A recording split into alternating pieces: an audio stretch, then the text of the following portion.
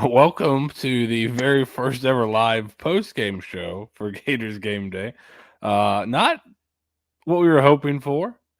Not exactly. Florida gets pantsed once again in a season opener for the second year in a row. Yeah. But you were there. Seemed like a pretty good atmosphere early. How Yeah. when did it start to sink in that it wasn't happening? Oh man, I think it was early. Yeah. I feel like, Florida punts, Miami goes down 85 yards, scores a touchdown. Stadium lost a little bit of noise then, and I don't think it ever really. There were a couple moments where it started to get it back, but to me, it just felt like it lost it there. Yeah, that was a tough one. That sucked. Yeah, so we laid out in our preview. We talked about what would Miami do if they win, and it was Cam Ward lives up to the hype. He kind of avoids the mistakes. Florida's not able to get pressure on him, and Miami wins both lines of scrimmages pretty easily. And that's pretty much what happened. I think Florida's plan early for Cam Ward, I think it worked a little bit early, but they were not able to get any sustained late pressure on him. And I think that's what you can drop 8, but you've got those 3 have got to be getting to him. Otherwise, he can just sit back there and you saw the times where Florida was able to get late pressure to him. He threw the ball in the dirt, he threw an interception, but it only happened like 2 or 3 times. So so it wasn't great. And we talked about it. I was like, I thought that plan would work pretty good. Just make Cam Ward beat you, and he definitely did. Him and his wide receivers just absolutely smoked us. Our DBs, God, there were plays. Me and my buddy were out there. We're pointing like Castell's about to get just absolutely shook on this one, and yeah, it was bad. Yeah, we thought Cam Ward is a really good catch and throw player. And if you let him just catch and throw, he's going to do a pretty good job. You never really forced him to make those mistakes that he'd been making. And I don't know, and it could just be his what he's got around him is so much better. But yeah, it was pretty easy for him tonight. I thought early Florida was all right, and they didn't get totally ran through. Like in the running game, that was the concern on the first drive for me. Is it looked like early the push was there. They didn't need to do that much. It seemed like after they had some good counters. I think they did like a zone wind back on one of the touchdowns they scored were, inside. But Ward's ability to scramble, extend plays was one of the bigger worries, and that came to fruition for sure. Yeah, I mean, I think we talked about ways that this could go wrong, and we hit a lot of them. Florida's pass rush not being there, their wide receivers against our DBs, things like that. I did not see Graham Mertz struggling that much. That was a bad game. Yeah, I think that's definitely the bigger disappointment because I think there's right in your mind there's a possibility that it's a shootout. Type thing, sure. And they're saying, okay, there's and that's a possibility in your mind. I've heard, some people were on the over for that reason, but it was the Florida offense and I thought this is probably Mertz's worst game since Utah for sure. Yeah. He missed some open ones that he kind of started to hit towards the end of last year, and just when you take shots and then you can't run the ball. It really puts you in a lot of third and longs, and then that's if Miami has you in third and longs, and they can really tee off with how much pressure they bring and all the looks they give up front. So It was really like if you don't hit those shot plays, it's really just they become super negative instead of being kind of neutral. Yeah, I was disappointed we didn't. We kind of talked about we thought we needed an efficient passing game in this, and we didn't really see that. We saw it kind of early. Yeah, first play was a motion Wilson out and threw it to him in the flat, and he turned up for 10 because they were playing man coverage. I thought we'd see a lot of that. Same. But they got away from it, and I think that is something that could have been there. It's always hard, especially early in the game, because you are trying to set things up early too. So you'll be running things and running formations just to see how they respond to it, see how they play motion. So sometimes you're running safe stuff early just to see how they move around. But like you didn't execute enough on third down to really get to much more. And so you're running plays that maybe aren't the perfect look on some of these, and you're off the field, and then your defense ends up playing a lot more plays. Yep. And I thought they kind of lost it late. Yeah, I mean, we had a lot of drives where it was like, okay, something like a 3rd and 5, nice efficient passing situation. We'd run it, not, we get 1 yard and punt. And I showed a play at halftime where it was the back-to-back 2nd and 5, take a shot, 3rd and 5, motion Wilson out.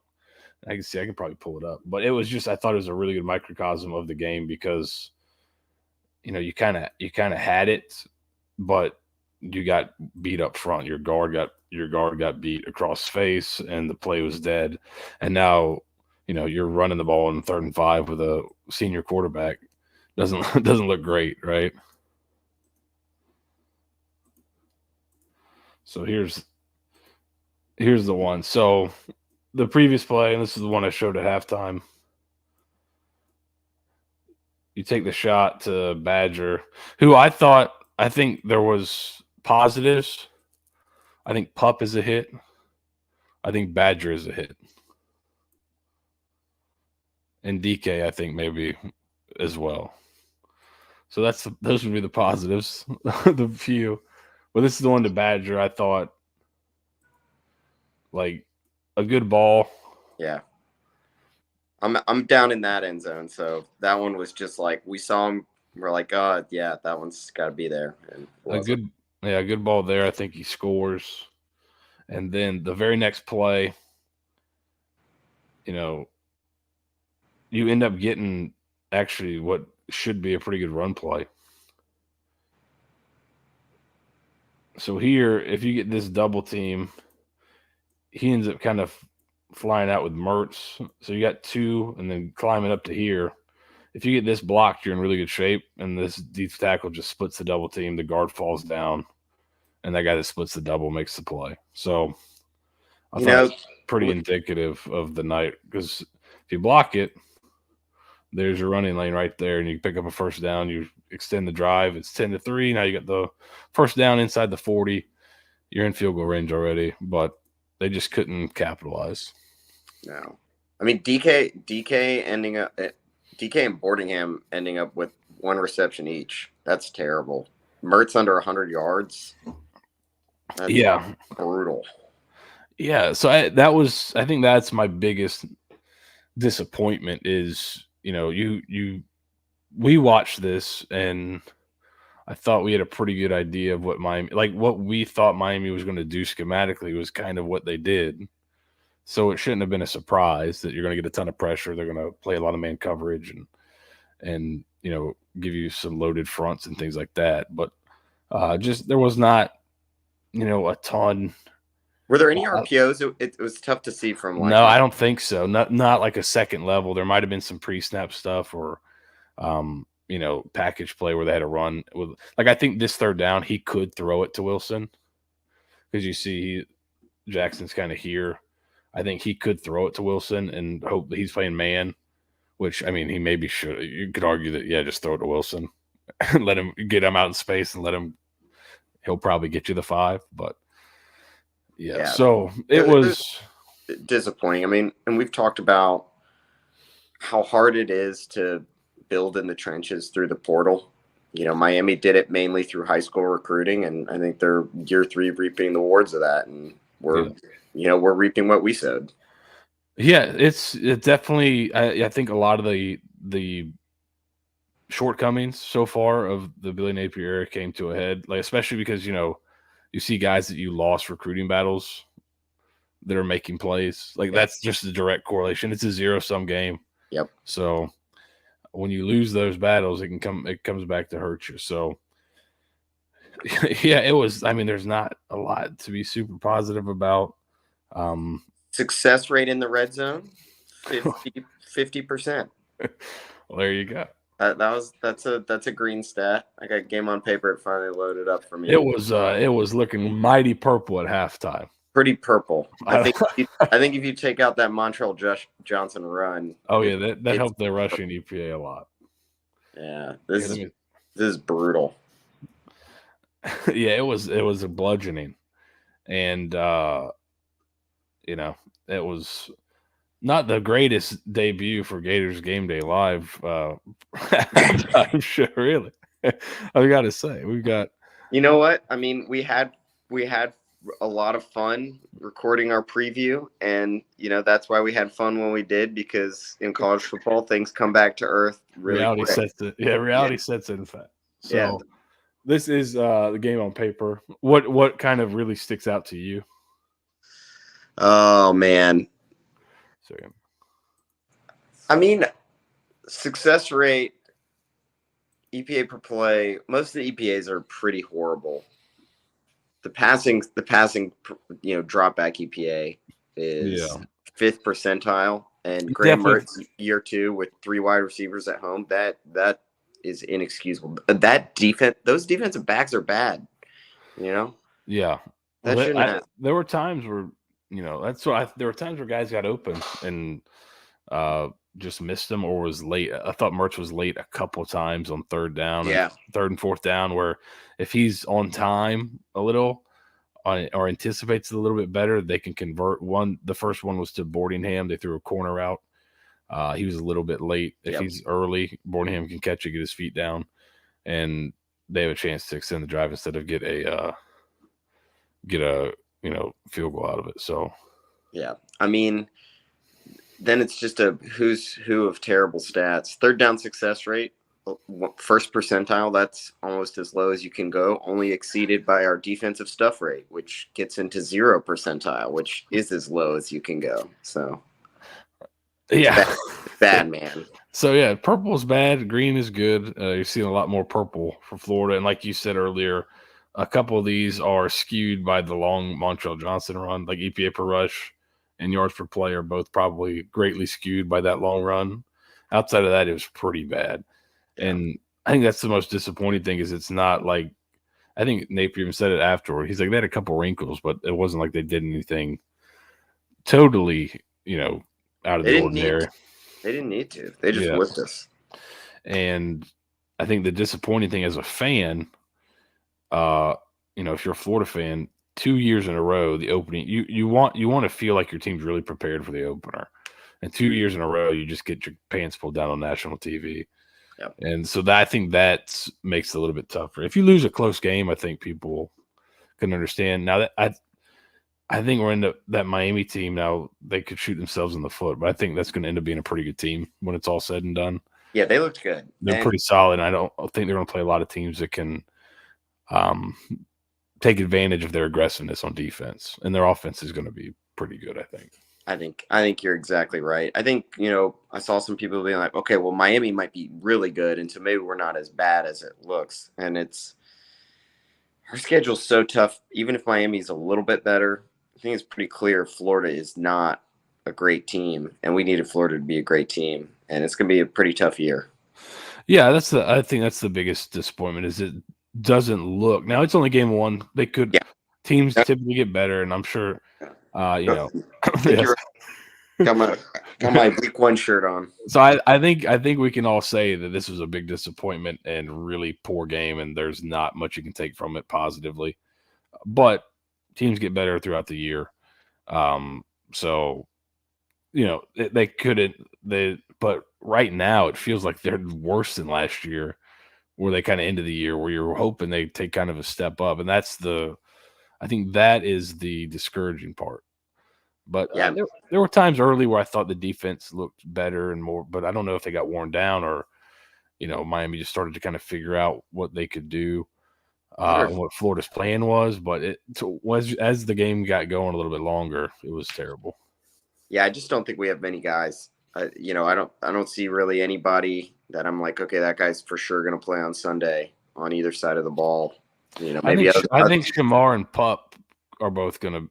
Like those guys, I think both. And Trey, but I mean, you're looking at 3-4 guys maybe, and in the SEC you need 6 or 8 at least to be a decent team, and it's tough. So we'll see. I mean, I think get right against Stanford, and then we got another, barometer against Texas A&M. we shouldn't overreact too much to week 1, but that was about as bad as it could have gone. Yeah, rivalry game, national television game. And then I think it compounds with how bad last year's opener was. Yeah. Like it's a compounding effect. So yeah, it was pretty brutal if you're a Florida fan. And yeah, it was like all the worst things when we went through our preview. It's kind of like if they're all this, they might win going away, but we didn't think they would be all that. We thought Florida would be able to do some things. So that's obviously disappointing that the playing didn't kind of bear that out. So yeah, the inability to throw the ball was a concern. Now, speaking of throwing the ball, got to see some DJ Lagway. Yeah. It's very possible he will start the Samford. This has not been said or anything, but if Graham Mertz is in concussion protocol, it usually takes a weekish, and that's if you clear everything perfectly. So, my worry is we're on some kind of dark timeline where we're going to see Lagway be really good, but not good enough for the season to matter and save Billy Napier. Napier's going to get fired, and then we're going to go see DJ Lagway go be really good somewhere else. Yeah, that's a dark place. Yeah, say we could save that. We could save that. Save it for when we get there. Yeah, inevitably. But I think does that provide you any juice if he's starting next week? Like, let's say, and now if Mertz is out for a game and he's starting at Samford, does that provide you any juice? Maybe. I mean, Mertz looks so bad today. Yeah, it was odd. He did not look great. I didn't think one of his worst games since he's been here. I mean, I think at this point, man, what scared money don't make money. You got to try and figure stuff out. This offense has to work because this defense is not going to win you many games. No, not the way they played today. So I don't know. That's what I'm interested to see as the season goes on, and then we can talk that. Like, what's kind of something you're looking for as we go? I think defensively. Was this just a unique prep in terms of Cam Ward and how he can kind of extend plays? Because it really looked like they were not trying to rush him. And the 3, when they rushed the 3 and 4, just didn't get any push. Like, you got to get pushed if you're going to do that. They didn't, so they let him kind of run around all day. I'd imagine that's not how they're going to play everybody they play. So was that, a unique miscalculation? Yeah. Or is this defensive line just not going to be able to get push, which is, I think, one of the fears coming into the season, right? Yep, absolutely. So, all right. Well, I think I'll try and drop a preview graphic or two this week, and then I think we'll do Saturday. We'll do our live Samford pregame show. Yeah, and we'll have some film to watch, some stuff, some figures to look at, and. Hopefully a happier post game. if the post game is this bad next week, there's probably going to be people that are happy. So because that'll probably mean something's about to happen, I'd imagine. So yeah, all around terrible game. Not a great plan. Rob's asking what do we think about Mertz. I didn't think he played. I thought he played one of his worst games since he's been at Florida. Yeah, awful. Had some guys open, missed them. Didn't take advantage of their chances because they had some guys. Downfield, if he hits them, the game's a little bit different. They didn't get a lot of those opportunities, but if you take advantage of them early, the game's a little bit different. I don't know if they ever stopped Miami, but at least it feels a little bit better. Yeah, man. You're trading blows instead of getting knocked out in the first round, basically. Yeah. Right? Yep. Kenny, you're right. All right, well, that's it for the first post-game show. Hopefully, the next 11 are a lot more positive. Some of them have to be. At least one of them. All right. All right. See you guys next week. All right. Bye. Bye.